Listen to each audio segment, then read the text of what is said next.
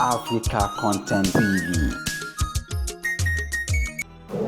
Ọba Alápẹ̀ jẹ́ ọmọ Òdùgbò gidigidi. Ó dẹ̀ tọ́jú àwọn àgbẹ̀.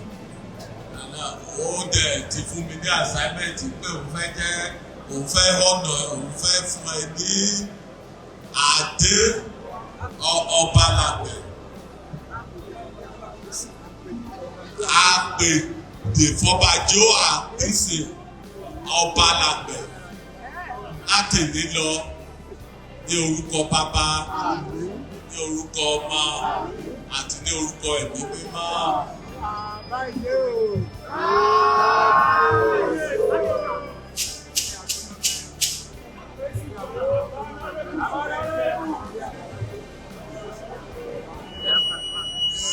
Lóko àwọn alálẹ̀ bàbá ti ṣàdúrà pé ẹ̀yìn rí pé àbí ló gbé jùkọ́nà nítorí gbẹdú lọ bẹ sọ àánú gbẹdú yìí wọn bí àǹfààní lórí adédè lọ́nà ọmọ ẹ̀fọ́ dédé ilé ìbò bá ti mú sẹ́yìn àwọn lọ́dọ̀ àgbàpọ̀ lẹ́yìn nígbà òkúlé fẹ́ ní ayé ọlọ́jà àjẹpẹ́ títú ètò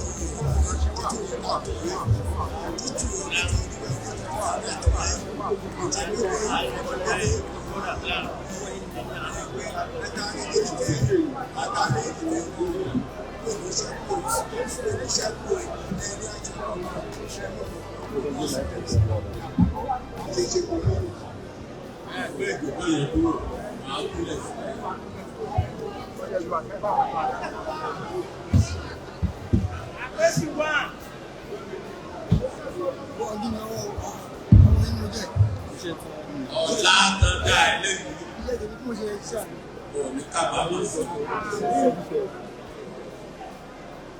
òní kábàámọ̀ sí òní kábàámọ̀ sí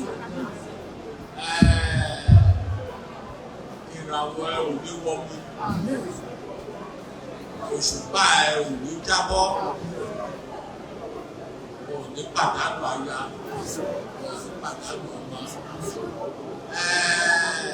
Oyè tó jẹ lẹ́nu wà á jẹ́ pẹ́tìtì, wà á jẹ́ gbó, wà á jẹ́ tọ́. Lọ́lá àwọn alálẹ̀ ilẹ̀ Òdùgbò, lọ́lá àwọn orí adé tó gbó tó tọ́, ìwọ náà wà á gbó wà á tọ́. Lọ́lá iná àti iná.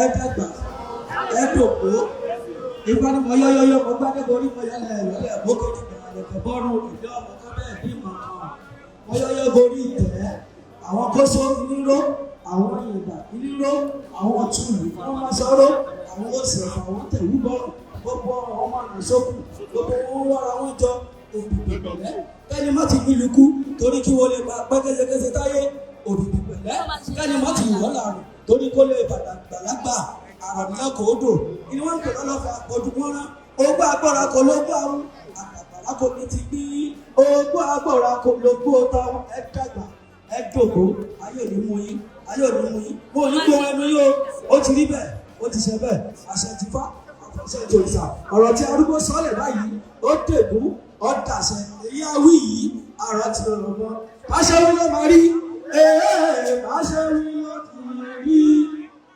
Báṣẹ́wí ló máa rí, báṣẹ́wí ló ti rí, èyí àwí yẹn, àrọ̀ àmì ọmọ, báṣẹ́wí ló ti.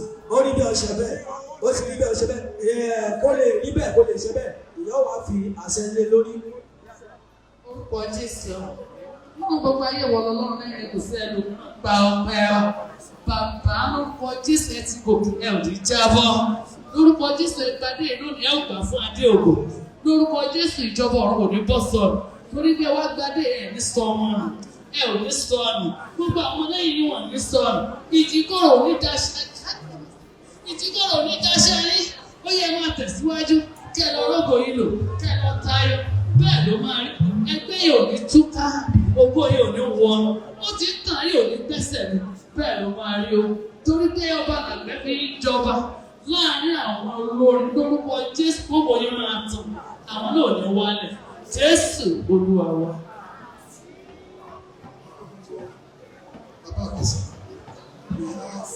protocols. get back to you. We will let you know how it is. I'm going to communicate you. And we're going to see you in Ibadan. We also reside in Ibadan. So we will visit you. Hello, dear, I'm ambitious. Then on February, I'm ambitious. for the royal family. So we will send that Ibadan at Alaka Ishebo. So we will visit you. We know we live together with you. So we are going to visit you and let you know how it goes. God bless you.